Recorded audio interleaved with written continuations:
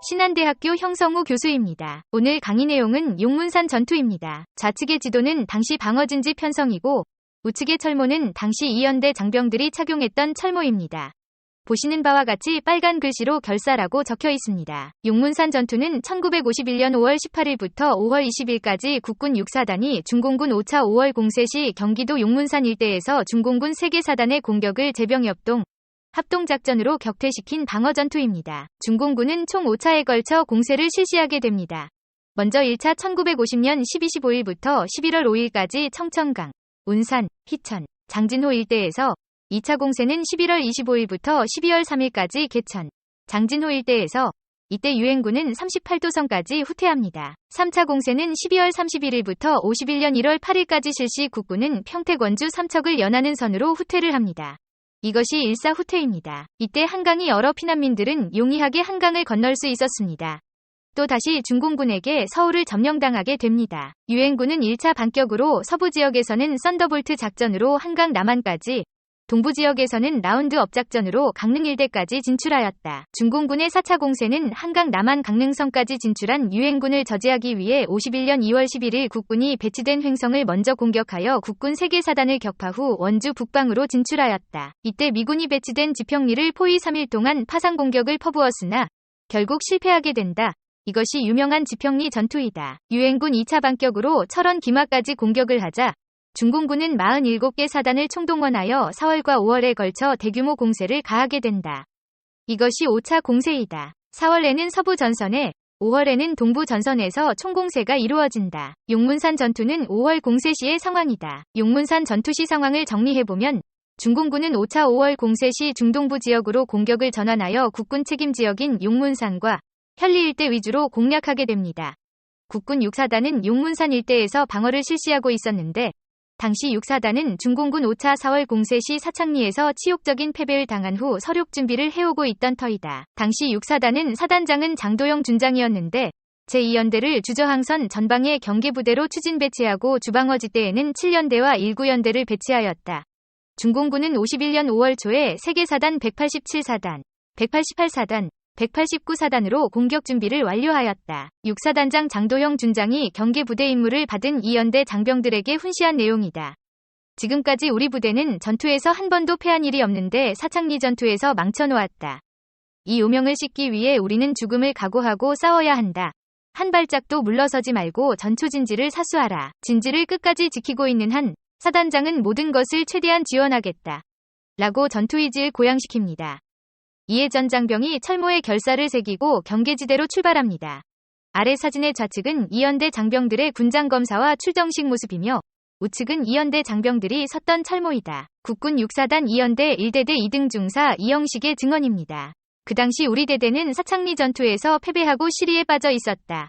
어느 날 연대장님으로부터 홍천강 남한의 미사리 일대에서 중공군의 공격을 저지하라는 임무를 부여받았다. 대대전 장병들은 손톱과 머리카락을 잘라 유서와 함께 고향에 보내고 철모에 결사라고 새겼다. 죽음을 각오한 것이다. 당시 작전 환경은 용문산은 남한강, 북한강의 삼각주에 위치하여 방어지대가 산면으로 강으로 둘러싸였으며 깊은 수심으로 일부 지역을 제외하고는 도섭이 제한되었다. 복미산, 나산, 장락산백 427고지 등은 울창한 산림지대로 중공군 산악기동에 유리하였다. 도로망은 청평 춘천을 잇는 46번 도로와 용문산 후방 양수리 양평 원주를 잇는 6번 도로가 발달되었다. 기상은 잦은 아침 안개로 방자에 불리하였다. 전투 경과로서 적정 파악을 위한 사단장의 의지이다.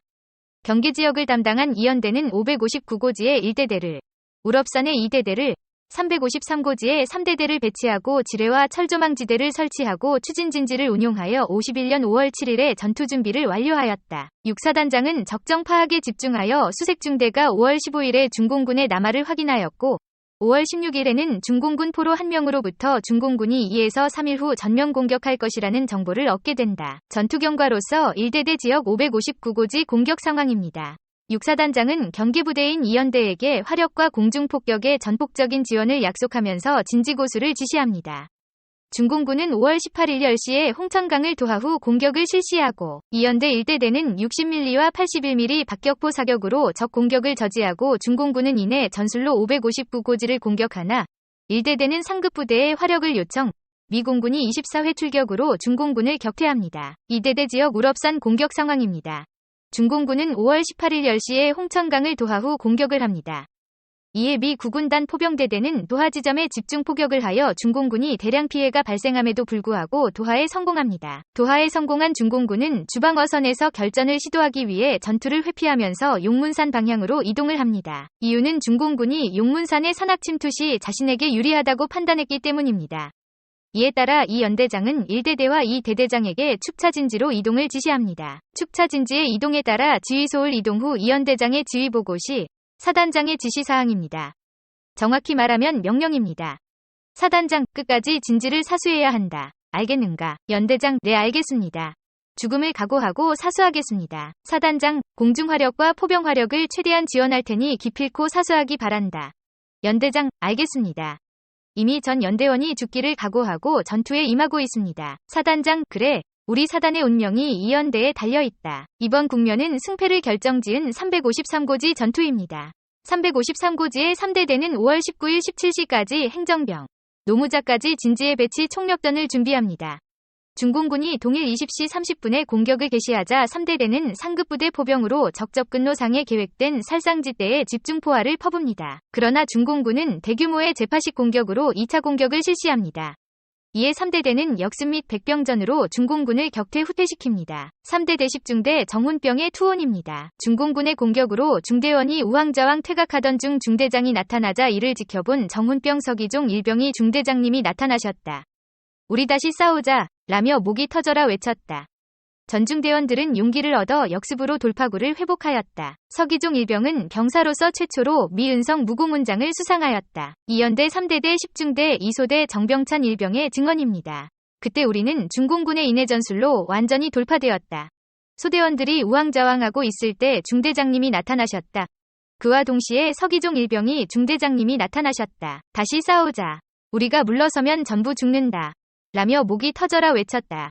그러자 초인적인 힘이 솟아오르며 돌파구를 회복했다. 6.25 당시 중공군에도 공군이 있었습니다. 모택동은 6.25 참전 조건으로 스탈린에게 공군 지원을 요청하여 소련 미그 15 전투기를 지원받아 1950년 10개 공군사단, 2개 폭격사단을 창설합니다. 이들은 기간 중 2만 6천여 회 출격을 합니다. 그러나 미군 등 유행기의 성능이 밀려 대부분의 전투기가 격추됩니다. 사진좌는 소련에서 지원받은 미그 15기이며 사진우는 출격 대기 중인 중공군 전투기입니다. 경계지대 마지막 427고지 전투입니다. 우럽산에서 이동한 2대대는 5월 19일 22시에 427고지를 점령합니다. 동일 24시에 중공군이 재파식으로 공격하자 2대대는 사단 및 군단의 포병화력을 집중하여 중공군을 퇴각시킵니다. 이에 중공군은 예비 189사단을 투입하여 5월 21일 3시에 공격을 개시하나 이번에도 압도적인 포병 화력으로 중공군에게 대량 피해를 입혀 퇴각시킵니다. 반격작전 국면입니다.